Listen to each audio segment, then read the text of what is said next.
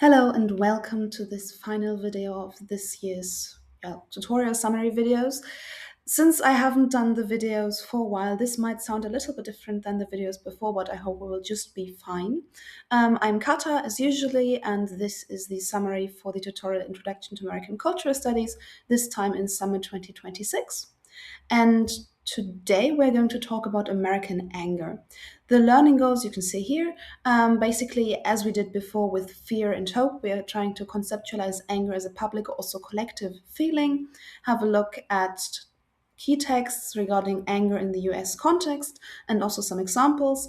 And then we also want to look into the gendered and racialized dynamics of anger and the anger discourse. We also looked, if you remember that, into fear and hope with regard to different racial and also gender dynamics. So that will not be something new, but we just apply it to different feeling or emotion, in this case, anger.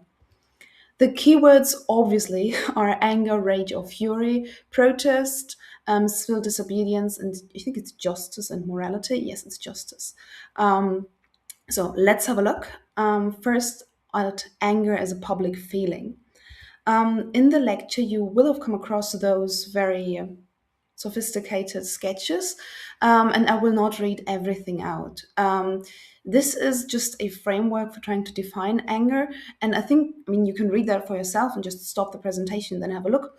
In general, what is important is that anger is basically a feeling when something unjust happens and one just feels like this can't be. And so basically, it is linked to moral capacities and this feeling of what is right, what is wrong.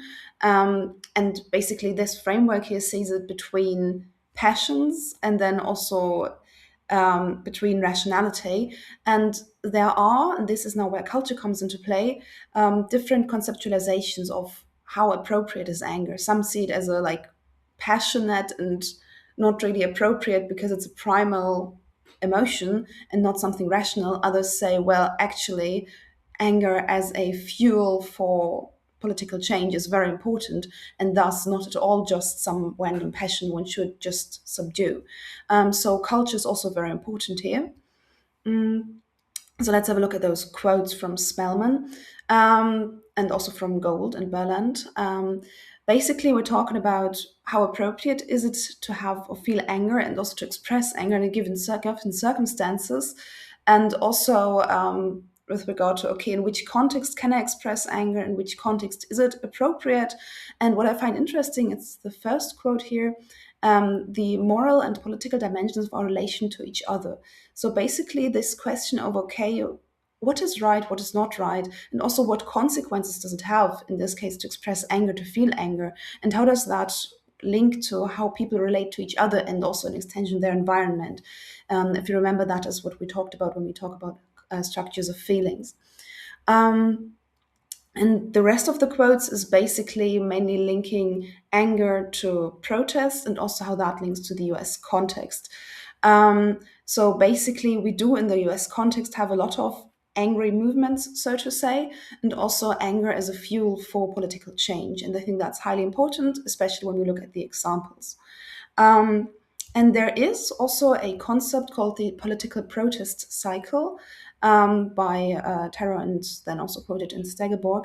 And I mean, that looks very theoretical, and we will come to an application where you understand that a little bit better in a moment. But what is important is that central in that concept or in that sketch, we have this political opportunity. So there is an opportunity for anger or for protest movements, and then we start at the top with the early riser initiator movement, so something. So basically, this political opportunity sparks something, and someone starts to do something against it. Maybe we talked about that with collective movements and where does it come from last week. Maybe also many people feel like that, and independent movements start independently and then unite to a bigger movement. But basically, you have some initiation moment and something that happens, and then and this results in a lot of spin-off movements and also expansion and reaction to this initiator moment. So basically, you have a full force protest movement going on. But this then later also exhausts itself, fragments, is sometimes repressed. So basically, it's on decline again. So you can imagine it like a little spark lighting a fire, and then the fire at some point dies down. But what is important is what comes after that. So basically, the legacy or the consequences of that. And usually, of course, those movements die down after a while, and they are not protest movement on big scale anymore, but there is a legacy.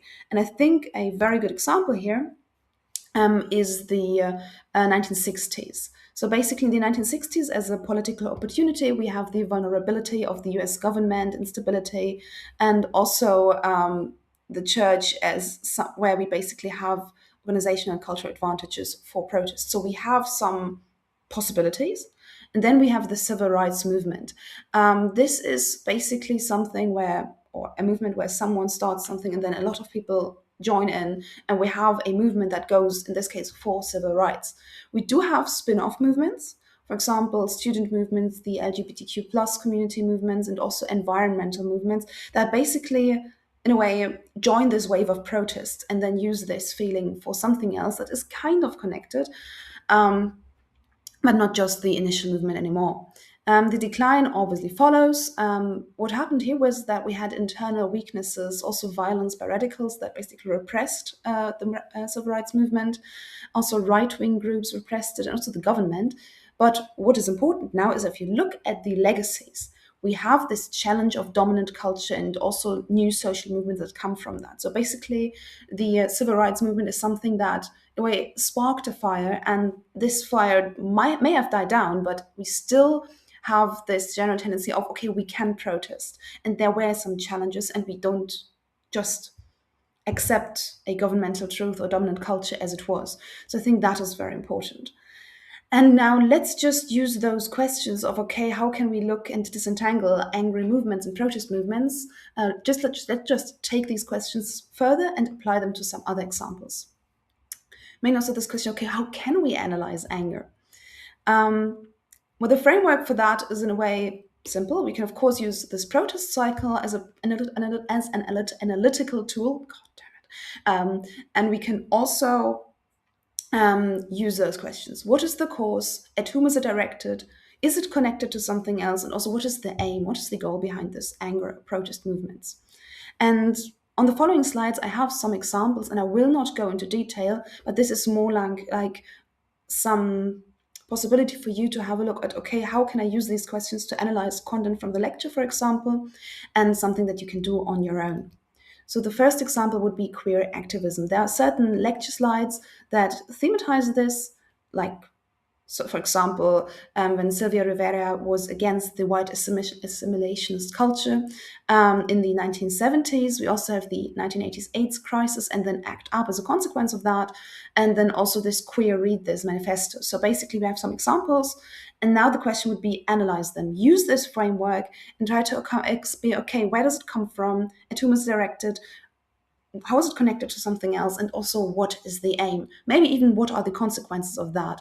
But this is very interesting, and this also means that you can connect it to a lot of things that we talked about in the previous lectures. So for example, racial, in this case gender dynamics. So take your knowledge from gender studies and queer studies and apply it here, please. The second example that we would have would be Black Lives Matter, and basically this goes into the direction of racialized structures and also racialized protest. We have several lecture slides, and mainly this I'm Not Your Negro video, and then also the whole topic of civil disobedience that is linked to kind of, as you can see in that quote, kind of law-breaking protest that is, however, about basic question of human liberty. And so basically, even though it is kind of illegal and kind of breaking the law, it is considered as something positive because it is aimed at positive change. And we also had Kimberly Jones as an example here. So basically, here I would ask you to basically work on the same questions, but look into racialized aspects. So if we talked about race before in this lecture, apply the knowledge that you have, and we did talk about it. You can, of course, also think about intersectionality, which means how do different identity categories interconnect and cause distinct patterns of experiences and also feelings. So why is, for example, why would this movement be different for a person of color who's then also a woman and comes from a certain societal class, and different for a male person from a different background? So for example, like that.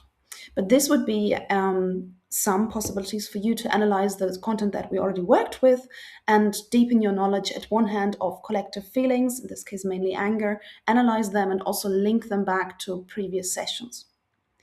We also have this question of, or this topic of anger as a political force. And here we also have an application task, which I'm not going to solve for you. But I would say that, I mean, this says group work because it's a tutorial slide, but in general, if you're on your own, have a look at your theory and reflect on that. How do hope, fear, and anger function as political forces? Where are there similarities and differences? Probably, which might also be very useful for the exam and your learning, make it short that compares all three different dimensions of emotions that we talked about in the context of this lecture and tutorial. So hope, fear, and anger. How are they different? How are they similar? How can I apply them? And what I would now ask you is do that and then apply it to the picture on the next slide. Because I think that this picture, and I put the quote, the source there as well, can be linked to both, or to all three: anger, hope, and fear. And of course to the movements that we talked about, especially Black Lives Matter. So basically, have a look at what we learned in the last weeks and then apply it here and really deepen your knowledge. If you have any questions about that, you can obviously drop me an email and just ask me about it. And apart from that, I thank you for watching and hope that you could take something away from that video, and would just say we end it here and have a very short video, which is hopefully good because that means that you don't have to watch too much content. Thank you very much for listening.